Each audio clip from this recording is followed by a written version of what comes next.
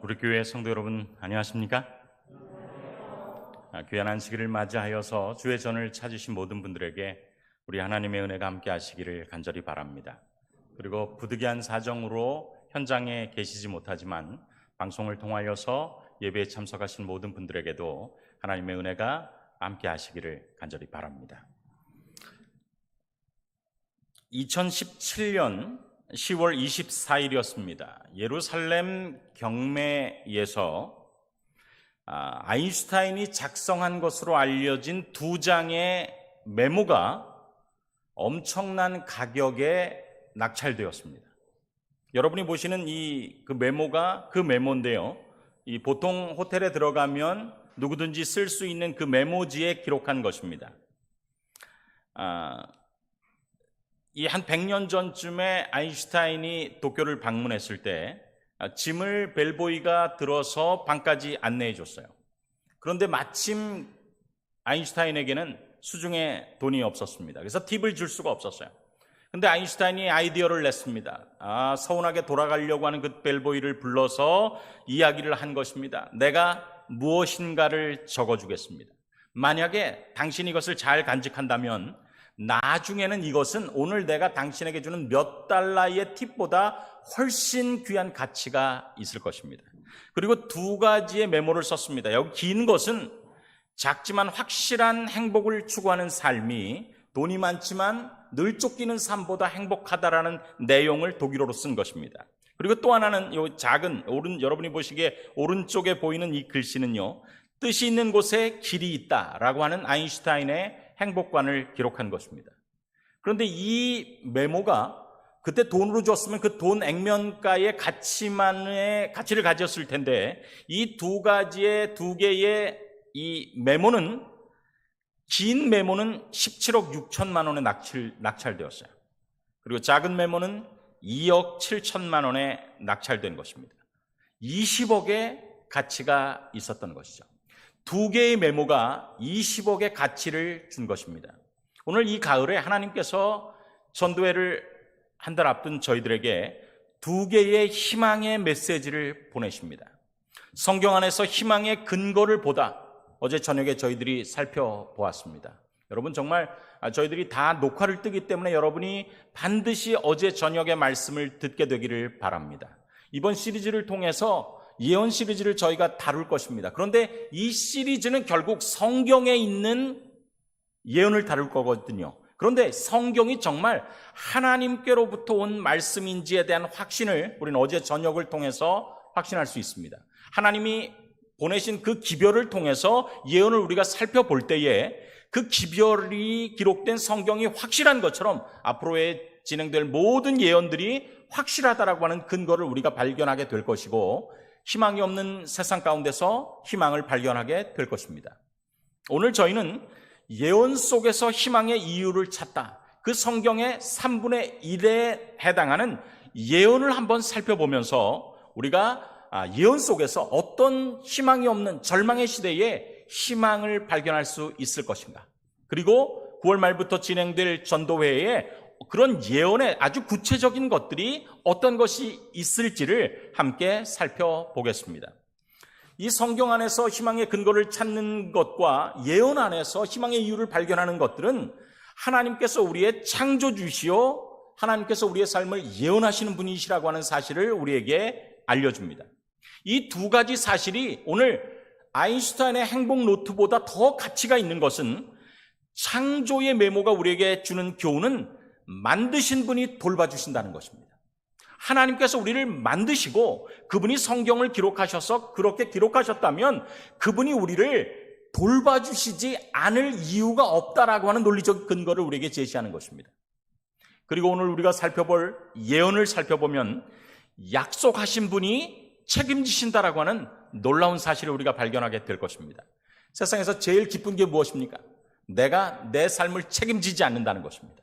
나보다 더 완전하고 나보다 더 모든 것을 가능하신 분께서 나의 미래를 책임지신다라고 하는 사실보다, 그리고 그분께서 우리에게 6개의 선물을 주신다는 것보다 우리에게 더 우리의 미래에 대한 확실한 소망이 어디 있겠습니까? 어제와 오늘의 말씀을 통하여서 이 가을에 주님께서 20억의 가치보다 더 귀한 가치를 주시는 그 귀한 말씀의 가치를 발견하게 되기를 간절히 바랍니다. 20여 년 전에 제가 미국 비자 거절에 아픈 추억이 있습니다. 이유는 제 이름이 김권이기 때문에 그렇습니다. 저희 집사람과 같이 가기 위해서 비자 신청을 했는데 그때 실수로 저희 집사람 남편의 성이 권씨로 돼 있었어요. 제가 김권이기 때문에 김도 성으로 많이 쓰고 권도 성으로 많이 쓰기 때문에 여행사 아니면 구청 둘 중에서 하나 쪽에서 실수를 한 것입니다. 나중에는 서로 자기 실수가 아니라고 그랬어요. 어쨌든지 제가 미국 비자를 거절당했습니다. 그 대총회에 참석을 해서 교육도 받고 해야 됐었는데 그때 이 비자가 거절되었어요. 근데 제가 이렇게 낭만 가운데 있는데 제 친구 중에 한 친구가 저에게 와서 이렇게 얘기하는 것입니다. 야, 너 미국 비자 거절당했다면서? 그래, 거절당했어. 네가 어떻게 아니? 어떻게 알게 됐어? 그런데 내가 도와줄까? 내가 부시 대통령 아주 잘하는데. 물에 빠진 사람 뭐라도 잡는 것입니까? 이렇게 대답하시면 안 됩니다. 실제로 전도회가 진행되면 이렇게 대답하시면 안 됩니다. 물에 빠진 사람 뭐라도 잡습니까? 내자? 지푸라기라도 잡는 심정으로 제가 친구에게 부탁을 했어요. 야, 너 부시 대통령 잘 알아? 그때 부시 대통령이었거든요. 야, 그러면 나 좀 어떻게 부탁해서 좀 비자 나올 수 있도록 도와줘까지가 나오려고 그러는데 제가 그 순간에 제가 실수했다는 걸 깨달았어요. 그 친구가 저를 약올리면서 이렇게 이야기하는 것입니다. 건이야, 미안한데 근데 문제는 나는 부시 대통령을 잘 아는데 부시 대통령이 나를 잘 몰라. 이렇게 얘기하는 것입니다. 그렇습니다. 내가 부시 대통령을 잘 아는 것보다 더 중요한 것이 있다면 부시 대통령이 나를 잘 아는 것이 훨씬 중요한 것이죠. 여러분, 퀴즈를 하나 드립니다. 만약 이도령이 살아있고 내가 가서 모든 문제를 해결해 줄 테니 기다려라, 어떤 어려움이 있더라도 기다려라라고 말한다면 다음 중에서 그런 편지를 받았다면 기뻐해야 될 처녀는 누굽니까? 1번, 사과하면 생각나는 이 아가씨. 2번째, 겨울이면 생각나는 이 엘사 공주. 3번째, 일단 이렇게 생긴 춘향이라고 하는 이름하는 아가씨. 정답이 무엇입니까? 그렇죠. 이렇게 대답하시는 것입니다. 3번입니다. 여러분, 왜 1번과 2번이 참 좋은 아가씨임에도 불구하고 이도령이 살아있다, 그리고 내가 돌아갈 테니 기다려라라고 하는 편지가 의미가 없습니까? 1, 2번 아가씨는 왜 의미가 없습니까? 1, 2번 아가씨는 이도령과 무엇이 없는 거예요? 아무 상관이 없는 거예요. 그래서 우리가 정말 중요한 것을 깨닫습니다. 이도령이 살아있고 그의 편지가 믿을 만하다는 것보다 더 중요한 것이 있는데, 그것이 뭐냐면 그 이도령과 내가 어떤 관계가 있느냐가 더 중요한 것입니다. 똑같이 어제 우리가 하나님께서 살아계시다라는 것을 곰곰이 생각해봐서 살펴보았어요. 그리고 성경을 꼼꼼히 살펴보면서 성경은 정말 믿을 만한 책이라는 것을 살펴보았습니다. 하나님의 약속의 책이라는 것 살펴보았어요. 그렇지만 더 중요한 것이 있다라고 하는 것입니다. 그게 무엇인가? 그 살아계신 하나님, 살아계신 하나님의 약속으로 가득 찬 성경이 오늘 나와 무슨 상관이 있느냐가 훨씬 중요한 것입니다. 그런데 성경은, 특별히 구약은 하나님과 우리 사이에 4가지의 관계가 있다라고 하는 사실을 가르칩니다.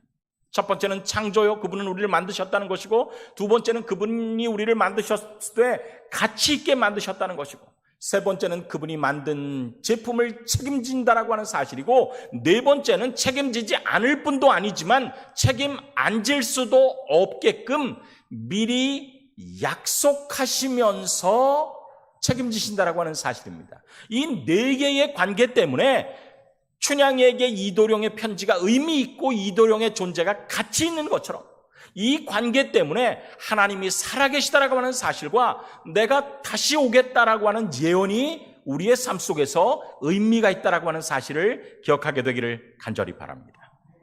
이 4가지 사실은요, 하나님께서만이 가지고 계신 2개의 라이센스, 그분께서는 창조하시는 분이시다. 그분께서는 세상의 앞길을 예언하시는 분이시다. 세상의 다른 잡신들은 창조도 하지 아니하고 세상의 앞길을 예언할 수도 없다라고 하는 사실에 근거하는 것입니다. 자, 그렇다면 그분께서 우리와 맺으신 첫 번째 관계를 살펴보십시다. 그 첫 번째 관계는 창조입니다. 성경 특별히 구약, 오래전의 약속은 그분께서 우리를 만드셨다라고 기록합니다. 여기 창세기 1장 26절로 27절에 보면 우리가 노란 글 부분만 읽습니다. 하나님이 자기 형상, 곧 누구의 형상대로? 하나님의 형상대로 사람을 무엇하시되? 창조하시되. 그래서 성경에 보면 하나님과 우리와의 첫 번째 관계는 그분께서 우리를 사랑하심으로 창조하신 것입니다. 그러면서 어떻게 창조했는지에 대해서도 기록하고 있어요. 창세기 2장 7절에 보면 여호와 하나님이 흙으로 사람을 지으시고 생기를 그 코에 불어넣으시니 사람이 산 존재가 되었다라고 말씀합니다. 사람을 만든 재료는 무엇이냐? 흙입니다. 그런데 과학이 점점 발전하면서요, 사람을 구성하고 있는 것과 흙을 구성하고 있는 재료가 근본적인 재료가 같다라고 하는 사실을 발견하게 된 것입니다. 여기 보면 여러 이런 다양한 요소들이 몸을 구성하고 있거나 흙을 구성하고 있는 같은 재료라는 사실을 알게 된 거예요. 여러분 잘 아시는 뉴욕타임즈에 다음과 같은 제목의 기사가 실렸습니다. 사람의 생명의 가치가 얼마나 되는가? 화학적인 가치는 $8 37센트. 1985년 6월 26일자에 그렇게 된 거예요. 그 가격부터 시작해서 엄청난 가격까지 다양하게 가격을 매길 수 있다라고 하는 것입니다. 근데 85년의 이 기록은 그 전에 80년의 연구 통계를 근거로 만들어졌어요. 그런데 이 80년에 사람의 몸에 재료의 가치가 얼마나 되는지에 대해서 연구한 사람들은 다음과 같이 이야기합니다. 약 140파운드, 64kg의 무게를 가진 사람의 몸의 가치, 하나님께서 흙으로 사람을 지으시고 생기를 그 코에 불어넣으셨다라고 그랬는데, 생기를 그 코에 불어넣으신 하나님께로부터 온 그 가치 빼고 땅에서 온 가치를 환산하니까 지방은 비누 7개, 탄소는 연필심 9,000개피, 이는 성냥개피 2,000개피, 철분 중간못 1개, 설탕 1그릇, 물 10갤론, 다시 말해서 38리터. 그래서 그 조사가 시행되었던 1980년 통계로는 겨우 $8 10센트, 9,720원입니다. 저는 얼마나 될까요? 저는 10,000원이 훨씬 넘죠. 왜? 64kg가 훨씬 넘으니까. 그런데 여러분 보십시오. 내 재료를 하나님께서 흙으로 사람을 지으시고 그 코에 생기를 불어넣으셨다라고 말씀하시는데 재료값은 얼마뿐이 안 됩니까? 9,720원뿐이 되지 않는 것입니다. 내가 64kg가 안 된다라고 하는 여기 계신 분들을 생각하면 이분들은 6,000원짜리 뿐이 안 되는 거예요. 그런데 무엇이 사람으로 하여금 세상에 어떤 것보다 더 귀한 가치를 가지게 한 것입니까? 하나님께서 생명의 기운, 무엇입니까? 호자로 시작하고 흡자로 마치는 두 자 뭡니까? 호흡입니다. 이렇게 대답하셔야 돼요. 진짜 전도할 때 제가 이렇게 물을 것입니다. 호흡에 따라서 사람의 생명이 달라지는 것입니다. 왜냐하면 호흡은 사람이 마음대로 할 수 있는 것이 아니라 하나님께서 주시는 것입니다. 하나님께서 호흡을 주신다라고 하는 증거는 무엇이냐면 사람에게 있어서 호흡, 지금 우리가 숨 쉬는 것을 호흡이라고 하는데 호는 무엇이냐면 내 쉬는 게 호고 흡은 들이마시는 게 흡입니다. 그런데 사람이 처음 호흡하는 것은 호일까요? 흡일까요? 아이가 태어나면 그 아이가 그 전에는 어머니에게서 탯줄로 영양과 공기를 공급받다가 자기 폐로 처음 숨 쉬는 것은 호입니까? 흡입니까? 흡입니다. 먼저 들이마시고 그 들이마신 숨 평생을 간직하고 살다가 사람이 죽을 때 맨 마지막 하는 호흡은 호일까요? 흡일까요? 호예요. 마지막 체인스토크 호흡을 하다가 불규칙한 이 호흡이 진행되다가 마지막으로 숨을 뱉고 죽습니다. 그러니까 사람 입장에 따지면 호흡이 맞습니까? 흡호가 맞습니까? 흡호가 맞아요. 그런데 제가 어제 말씀드렸죠. 시계를 보면, 달력을 보면, 저희 주민등록증을 보면 하나님이 계시다라고 하는 사실을 곰곰이 생각해 보면 알 수 있는 것처럼 하나님께서 이 호흡이라고 하는 단어 가운데서도 이게 인간으로 따지면 흡포인데 하나님 편에서는 무엇입니까? 불어넣으시고 반납받으시는 것입니다. 그래서 하나님 편에서 보면 호흡이 맞다라고 하는 사실을 우리가 깨닫게 되는 거예요. 여기 성경에도 보면 몸은 땅에서 왔으니 땅으로 돌아가고 숨은 누구에게서 받은 것이니? 하나님께 받은 것이니 하나님께로 돌아가리라. 전도서 12장 7절 공동번역에 기록한 것입니다. 그리고 보니까 인간이 가지고 있는 모든 근육 가운데서 수의근이 있고 불수의근이 있어요. 수의근은 내 마음대로 할 수 있는 근육입니다. 이 손을 움직인다든지 목을 돌린다든지 앉았다 일어난다든지 하는 모든 것은 근육의 힘으로 움직일 수 있는데 자기 마음대로 할 수 있어요. 그래서 수의근이에요. 내가 마음대로 할 수 있습니다. 그러나 불수의근의 대표적인 것이 두 개가 있습니다. 하나는 무엇입니까? 폐입니다. 하나는 무엇입니까? 심장입니다. 그런데 내 호흡과 외호흡을 주관하는 심장과 폐는 누구 마음대로 할 수 없어요? 내 마음대로 할 수 없어요. 그게 무엇입니까? 내 숨은 내 것이 아니라는 것입니다. 사람이 코마 상태에 있을지라도 숨은 하나님께서 여전히 그에게 주신다라고 하는 사실을 우리가 깨닫게 되는 것입니다. 그래서 이 사실을 일찍 깨달은 사도 바울은 아테네에 가서 전도할 때 이렇게 이야기했습니다. 여러분 보십시오. 우주와 그 가운데 있는 만유를 지으신 신께서는, 이 의미는 여러분이 어제 저녁에 영상을 살펴보시면 더 확실히 깨닫습니다. 그 살아계신 하나님이 우리와 어떤 관계가 있는가? 이는 만민에게, 모든 사람들에게 생명과, 그 다음에 두 번째 무엇과? 호흡과 만물을 친히 주시는 자이십니다. 그분은 아담과 하와에게 호와 흡을 주시는 것처럼 오늘 우리에게 내 마음대로 사용할 수 없는 불수의근을 통하여서, 허파와 심장을 통하여서 주님께서 우리에게 호흡을 지금도 친히 주시고 계신다라고 하는 사실을 믿고 감사하게 되기를 간절히 바랍니다. 내 자신을 생각해 보면 나는 9,720원입니다. 그러나 하나님께서 호흡을 주셔서 아담을 가치 있게 하셨습니다. 흙덩어리를 무한한 가치 있게 하셨단 말이에요. 그렇다면 하나님께서 아담을 그렇게 하신 것처럼 오늘 우리에게도 친히 호흡을 주시는 분이시라면 하나님께서 아담의 삶과 생애를 책임지셨듯이 그분께서 우리의 삶을 책임지실 분이시라고 하는 확신이 불안한 시대에, 희망이 없는 시대에 우리의 마음속에 정말 용솟음치는 희망이 되기를 간절히 바라는 것입니다. 구약 성경이 우리에게 이야기하는 하나님과 우리 사이의 두 번째 관계는 그분은 우리를 만드시되 가치 있게 만드셨다라고 하는 사실입니다. 여호와 하나님이 그 사람에게 명하여 가라사대, 흙으로 지은 그 사람에게 명하여 가라사대, 동산 각종 나무의 실과는 내가 어떻게 먹되? 임의로 먹되. 저는 여기 대답을 띄워놓고 질문하기 때문에 그 읽으시면 됩니다. 동산 각종 나무의 실과는 내가 어떻게 먹되? 임의로 먹되. 감사합니다. 이렇게 하시면 되는 거예요. 영어도 보면 freely eat이에요. 네가 자유롭게 먹을 수 있다라고 이야기한 것입니다. 하나님께서 사람을 만드실 때 자유로운 존재로 만드셨어요. 저는 이것이 얼마나 감사한지 모릅니다.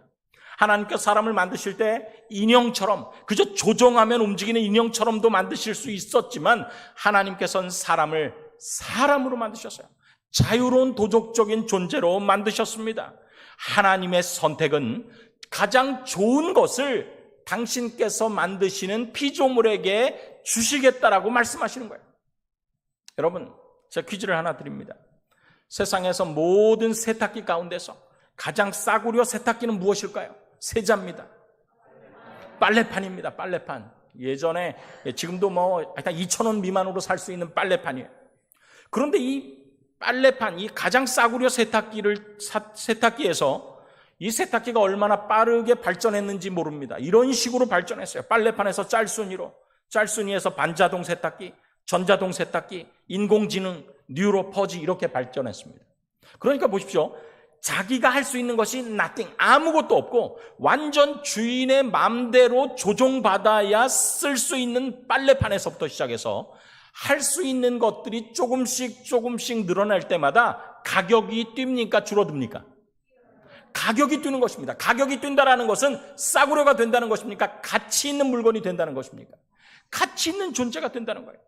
하나님께서 사람을 만드실 때도 인형으로 만들지 않고 사람으로 만드셨습니다. 자유가 없는 존재가 아니라 자유로운 존재로 만드셨단 말이에요. 저는 이렇게 저를 창조해 주신 하나님께 너무나 감사를 드립니다.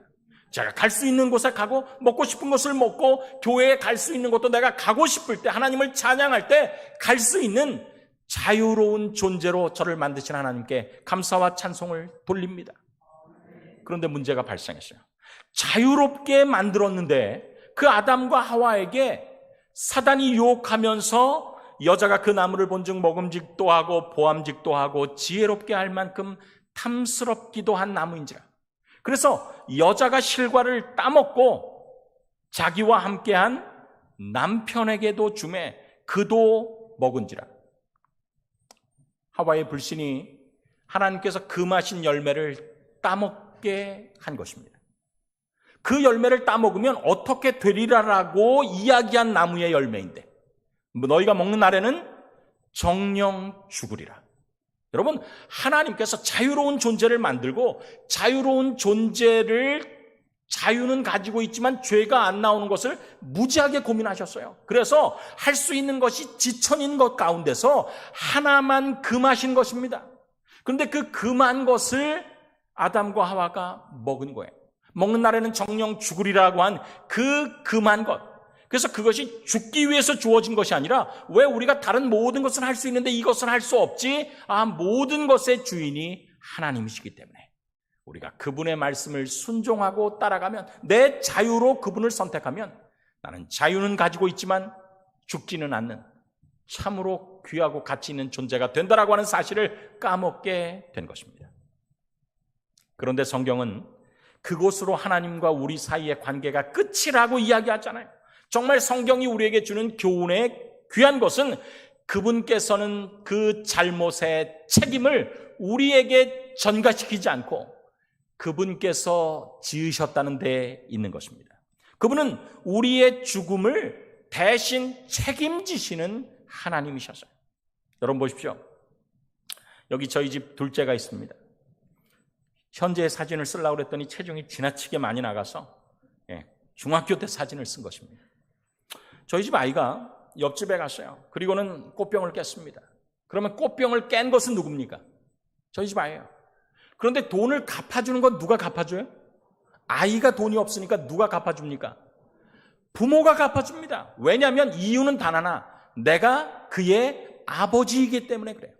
하나님께서도 사람을 만드시고 가장 좋은 길로 이끌 수 있는 방법을 알려주셨어요. 네가 자유는 가지고 있지만 죄가 안 나올 수 있는 유일한 방법은 네 자유를 가지고 나의 선택을 항상 신뢰하거라. 그렇게 되면 너는 자유로운 존재지만 죄는 나오지 않는다. 그런데 죄를 범한 것입니다.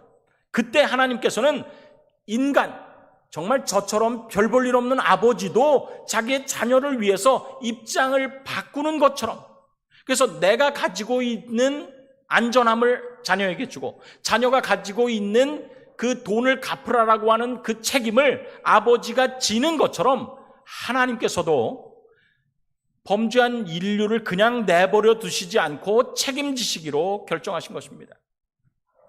생육하고 번성하여 땅에 충만하라라고 하는 하나님의 명령과 네가 먹는 날에는 정령 죽으리라고 하는 두 개의 명령이 상충되는 것을 아담과 하와에게 요구했을 때 하나님께서 사람이 죽게 되는 그 운명을 하나님께서 취하시고 당신이 가지신 생명을 사람에게 주는 거래, 그래서 하나님께서 우리의 입장을 생각하시고 우리를 위해서 희생하시는 놀라운 구속의 계획이 성립된 것입니다. 여러분, 얼마나 귀한 사랑입니까? 하나님께서 9,720원짜리를 만드셨는데 그 9,720원짜리를 만들 때 그분의 전지전능하신 시야로서 그 존재가 범죄할 것을 아셨을까요? 모르셨을까요? 아셨지만 사랑의 존재이기 때문에 만드신 것입니다. 당신이 그 9,720원짜리와 생명을 바꾼다라고 하는 사실을 각오하고 만드신 그 하나님께서 우리를 오늘도 돌보신다라고 하는 사실 때문에 하나님께 감사와 찬송을 돌리게 되기를 간절히 바랍니다. 그런데 문제가 발생한 것입니다. 그분께서 우리가 당할 죽음을 당하시고 우리에게 그분이 가지고 있는 영생을 선물로 주시기로 결심하셨는데 문제가 발생했어요. 왜냐하면 그분이 돌아가셔야지만 문제가 해결되는데 그분은 돌아가실 수가 없는 것입니다. 여기 디모데전서 6장 16절에 이런 말씀이 있어요. 오직 그분에게만 죽지 아니함이 있다. 그래서 죽지 않은 생명을 가지신 그분이 돌아가셔야지만 문제가 해결되기 때문에 죽지 못할 하나님께서 죽을 수 있는 누가 되시는 것이 필요한 것입니까? 사람이 되는 것이 필요한 것입니다. 그래서 세상의 모든 아이들은 살기 위해서 태어납니다. 세상에 어떤 아이도 죽기 위해서 태어난 아이가 없어요. 모든 아이들은 살기 위해서 태어나고 하나님의 호흡의 선물을 받습니다. 그런데 세상에 있는 모든 아이들 가운데서 오직 한 아이만 죽기 위해서 태어난 아이가 있어요. 그게 누굽니까? 예수님입니다. 그리고 그 구원의 복음이 온 세상에 가장 잘 전파되는 것을 막는 두 가지의 장애물, 복음이 세상에 전파되는 것을 가장 효과적으로 막는 두 개의 장애물이 있어요. 첫 번째는 국경이고 두 번째는 언어입니다. 국경이 막히면 선교사가 못 들어가고 언어가 다르면 선교사가 전도할 수 없어요. 그런데 세계 역사 가운데서 유일하게 이 두 가지가 가장 확실하게 가장 최대한 최선으로 해결되었을 때 국경은 로마가 다 통일해버리고 언어는 헬라가 그리스가 다 통일한 그때에 예수님께서 십자가에 달려 돌아가시고 이 땅에 오셔서 우리를 위해서 돌아가셔서 그 십자가의 복음이 온 세상에 가장 귀하게 가장 장애물 없이 전파될 수 있는 놀라운 때가 되었을 때 하나님께서 때가 참에 그 아들을 이 세상에 보내시면서 우리를 위한 그분의 사랑을 확증하시고 우리를 향한 그분의 사랑을 증명하셨다라고 하는 사실을 기억하게 되기를 간절히 바랍니다.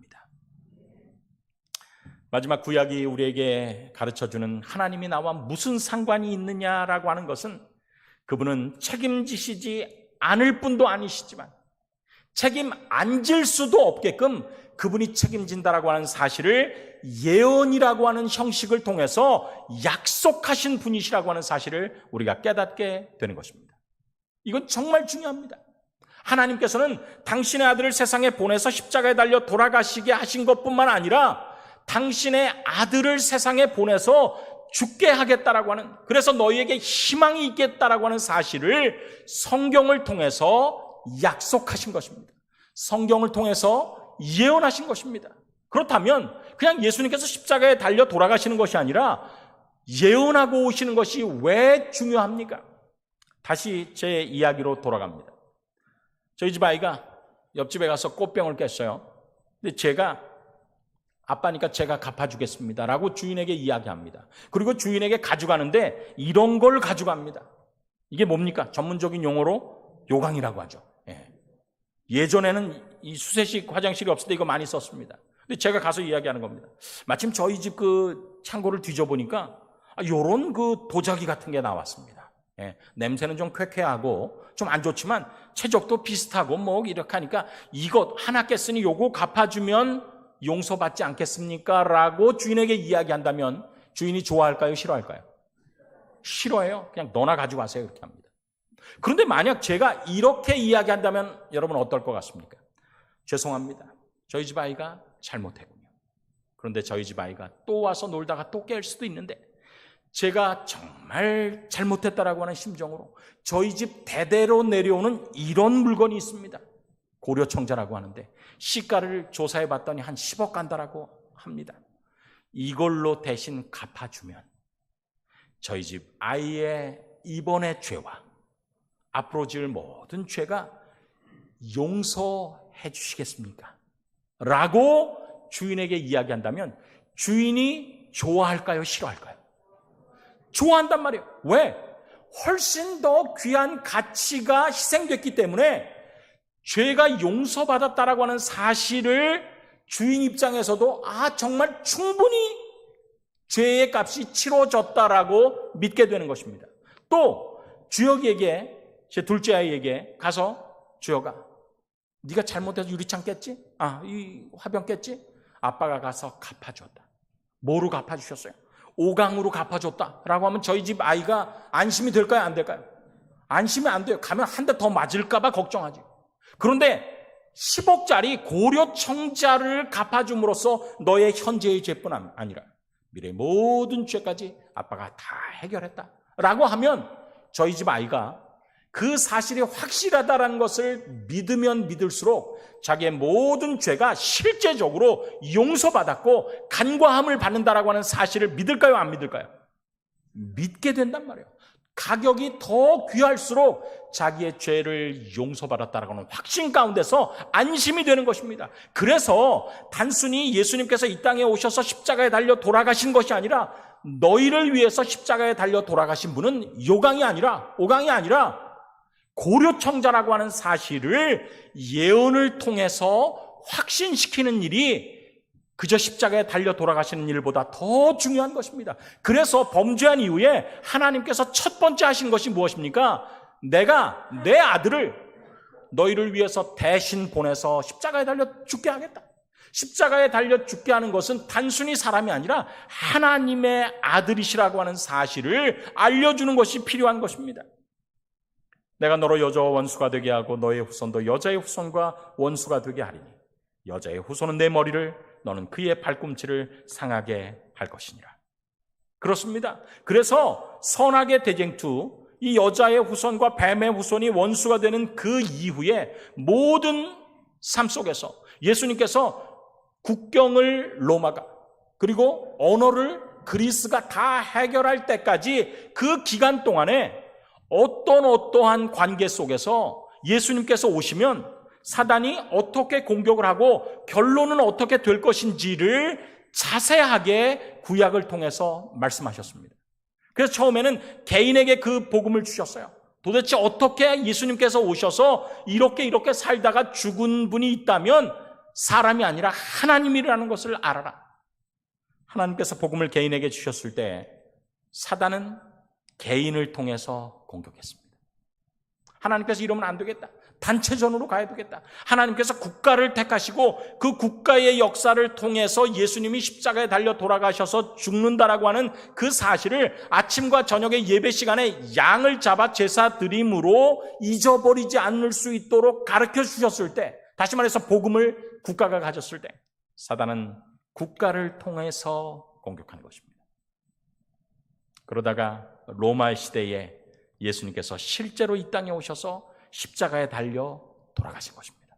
그래서 예수님께서 이 땅에 오셔서 십자가에 달려 돌아가셔서 죽으신 것은 단순한 것이 아니라 이렇게 우리의 믿음을 더 확실하게 해주고 우리에게 더 구원에 대한 확신을 주시기 위한 하나님의 배려와 섭리의 약속이었다라고 하는 사실을 우리가 꼭 깨달을 필요가 있는 것입니다.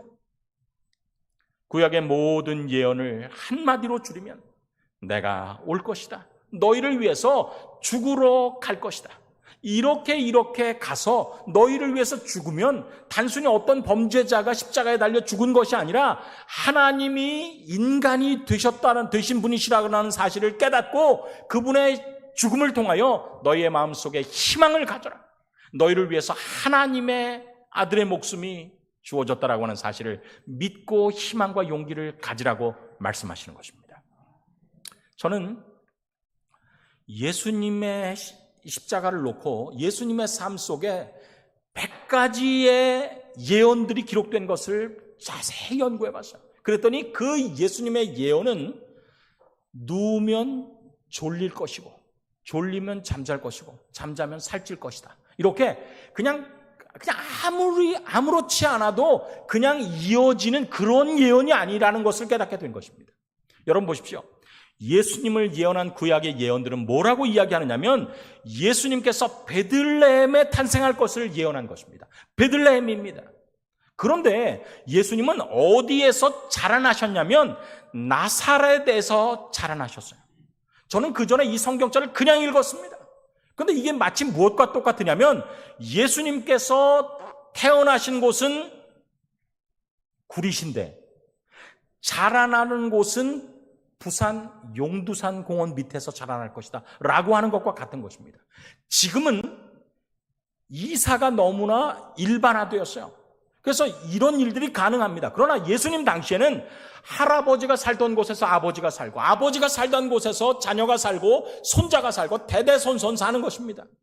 그런데 예수님은 어떤 특징을 가지신 분이냐? 태어나기는 베들레헴에서 태어나고 사는 것은 나사렛에서 살 것이다. 우연에 의해서 이런 일이 일어날까요? 우연은 일어나지 않습니다. 반드시 어떤 필연에 의해서만 일어날 어떤 메시아에 대해서 이야기하는 것입니다. 제가 더 연구해 봤어요. 그랬더니 예수님은 창세기 17장 7절에 아브라함의 자손 가운데 온다라고 이야기했어요. 그런데 아브라함의 자손이면 이스라엘 백성입니다. 그러면 이스라엘 백성들 가운데 사시다가 죽는다면, 사형을 당한다면 이스라엘 백성의 사형법으로 죽어야 될 것 아닙니까? 이스라엘 백성의 사형법은 투석형이에요. 돌로 쳐 죽입니다. 십계명이 돌에 기록됐기 때문에 돌로 심판하는 것입니다. 그런데 예수님은 어디에 달려 돌아가셨어요? 십자가에 달려 돌아가실 것이 예언된 것입니다. 십자가는 로마의 사형법입니다. 그러니 전혀 우연에 의해서는 절대 일어나지 않는 것들이 기록된 것입니다. 뿐만 아니라 십자가에 달려 죽은 죄인은, 십자가는 가장 고통스럽게 사람을 죽이는 것이기 때문에 빨리 죽지 않아요. 그런데 안식일이 될 때까지 십자가에서 아직 숨이 붙어 있으면 안식일에는 또 시체를, 아니면 고통당하는 사람을 이 십자가에 매달는 것이 관례가 아니기 때문에 해가 지기 전에 다 뼈를 어떻게 해서 죽입니까? 오른편 강도와 왼편 강도는 다 어떻게 되어 있어요? 뼈를 꺾어서 죽였습니다. 그런데 예수님은 십자가에 달려 돌아가시지만 무엇은 상하지 않는다라고 성경에 예언되어 있냐면 뼈는 상하지 않는다라고 예언되어 있는 것입니다. 뿐만 아니라 그분께서 십자가에 달려 돌아가실 때 그분은 종의 값에 팔릴 것이 예언되어 있어요.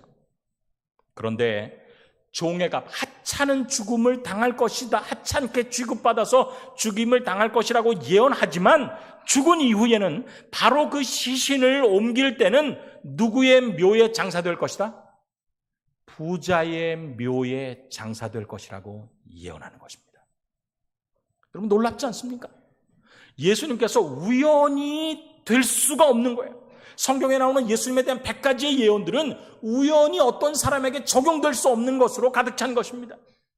이렇게 와서 이렇게 역설적인 삶을 살다가 이렇게 기가 막힌 방법으로 성취하는, 그의 일생을 성취하는 어떤 사람이 있다면 그 사람은 너희의 죄를 위해서 죽는 오강이 아니라 너의 모든 죄를, 한 사람뿐만 아니라 세상의 모든 사람의 죄를 지고 또 충분한 나머지가 있는 고려청자라는 사실을 알고 믿음의 확신을 가지라고 말씀하는 것입니다.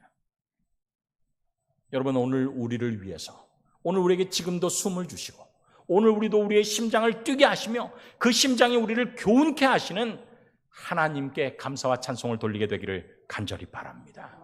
그리고 성경의 이야기들은, 특별히 구약의 이야기들은 그렇게 우리가 정말 그런 하나님의 분명한 구원이 나의 것인가라고 의심하는 사람들에게 아니요, 하나님과 너희 사이의 관계는 그분은 너를 만드셨고 가치 있게 만드셨으며 책임지시는 분이시고 책임을 안 질 수도 없게끔 예언하시는 분이시라고 하는 사실을 통해서 우리에게 더 믿음의 확신으로 다가온다라고 하는 사실을 기억하게 되기를 간절히 바랍니다. 그 예수님께서 이 땅에 다시 오시기 전에 어쩌면 그렇게 기가 막힌 예언으로 우리의 앞날이 분명하고 우리의 구원이 확신함을 어떻게 예언하실지를 우리가 9월 말부터 살펴볼 것입니다. 여러분, 하나님께서 우리를 위해서 마련해 놓으신 이 귀한 자리에 우리 모두가 그곳에 있게 되기를 간절히 바랍니다. 제가 맨 처음에 목회 나왔을 때, 지금으로부터 30여 년 전에 목회를 나왔을 때 위생병원으로 나왔어요. 그때 제가 목회실, 그 원목실로 나갔습니다. 근데 원목실에 가면서 제가 분명하게 깨달은 것이 있습니다. 사람이 어떤 사람이든지 살기 위해서는 3가지의 것이 필요하다고 하는 사실을 깨달았어요. 첫 번째는 먹는 것이고, 두 번째는 숨 쉬는 것이고, 세 번째는 운동하는 것입니다. 이 세 가지 없이 살아갈 수 있는 존재는 아무도 없어요. 영적인 면에 있어서 똑같습니다. 먹는 것, 하나님의 말씀을 섭취하는 것과 숨쉬는 것, 기도하는 것과 운동하는 것, 전도하는 것 없이 살 수 없습니다. 그래서 교회도 1년에 걸쳐서 한 주씩은 반드시 이와 같은 것에 할애합니다. 먹는 것을 위해서 일주일을 할애합니다. 그게 무엇입니까? 사자로 시작하고 회자로 마치는 세자 뭘까요? 연초에 하는 것 있습니다. 뭡니까? 사경회입니다. 하나님의 말씀을 집중적으로 연구하는 일주일을 보내는 것입니다. 숨 쉬는 것, 우리의 생존에 필수예요. 그래서 어떤 교회도, 모든 교회는 1년에 한 차례씩 기도만 하는 주일을 갖습니다. 연말에 주로 진행됩니다. 무엇입니까? 연말 기도주간입니다. 어떤 교회도 생존을 위해서 운동이 필수라면, 전도가 필수라면 그 전도를 위해서 최소한 일주일을 할애합니다. 그게 무엇입니까? 전도회입니다. 전도회는 다른 사람을 위해서 존재하지 않습니다. 나를 위해서 존재하는 것입니다. 하나님께서 이번 9월에 정말 그리스도인이라고 살지만 너무 하나님과 멀어진 저희들에게 기회를 주셨습니다. 우리의 영적인 생명을 연장하기 위해서 먹고 기도하고, 먹고 숨쉬고 운동하라고 하는 것처럼 우리에게 귀한 기회를 주셨습니다. 이번 기회를 위해서 하나님께 기도하게 되기를 간절히 바랍니다. 오늘 우리는 어제 성경의 확실성을 배웠습니다. 오늘 우리는 구약의 예언의 확실성을 배웠습니다. 이제는 그 성경에서 다니엘과 요한계시록을 통해서 우리의 미래가 어떻게 분명하게 기록되었는지를 배울 것입니다. 먼저 내가 깨닫고 우리 주위의 사람들에게 이 뜨거운 마음으로 초청함으로 주님께서 이 교회를 통해서 구원하실 분들을 구원할 수 있는 주님의 귀한 백성들이 되시기를 간절히 바라면서 말씀을 마치겠습니다.